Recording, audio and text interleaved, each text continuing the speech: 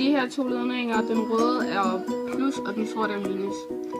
Den røde ledning går fra 5 volt til plus, og den sorte går fra ground til minus. Så har vi et grønt kabel, som går fra A0 til AB.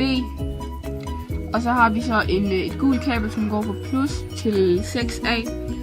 Og et orange kabel, som går fra minus til A8. Her har vi 432, som går hen til A, og det er de gule kabler. Og så har vi ohmen, som går fra minus til B, og ohmen er 220.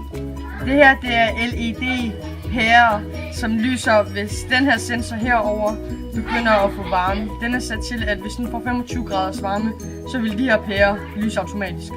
Og nu demonstrerer jeg. Nu prøver jeg så at få varmen til sensoren, så de her pærer kan lyse. Bam! Vi gør det.